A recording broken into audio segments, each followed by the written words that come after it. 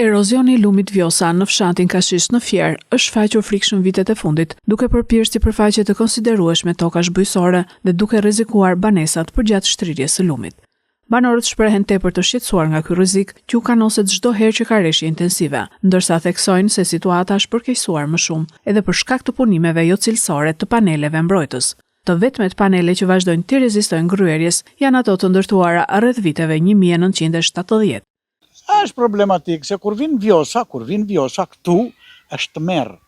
Kur ka ardhur kryeministri këtu, nuk është afruar këtu, po ka ndëjtur atje se këtu donte gati kishte hipur këtu në beton ujë. Dhe gjithë fusha ishte det. Dhe është frikë, shumë frikë, të merresh.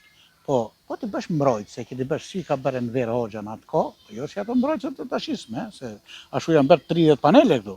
Po 2 janë këta dhe e kanë mbushur. Po të bëshin edhe 5 të tillë, po jo, hith lek edhe mos hith mall.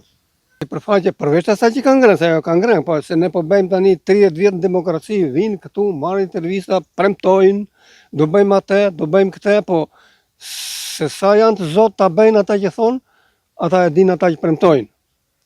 Po faktikisht ka inxhiniera që i dalin për zot kësaj pune. Çfarë duhet bërë konkretisht që të parandalohet ky erozion? Konkretisht duhet të bëhet që sipër, ku themi ne që kufizon vari bopi, është ajo kthesa e sesë, po ta keni parasysh, duhet përforcuar maksimalisht. Se po su përforcuat ajo, bëj çfarë duhesh këteja. Ajo i hyn fshatit nga mbrapa dhe është duke e gryer. Ndërkohë prurjet e Vjosës kanë nxjerrë jashtë funksionit edhe sipërfaqe të tëra bujësore jo bujësore, për të cilat banorët nuk janë dëmshpërbluar asnjëherë. Vetëm mua më janë ngrënë 2 dylyme gjysmë tokë. Më janë ngrënë 60 rrënjulli. Për sa kohë? Brenda 2 vjete.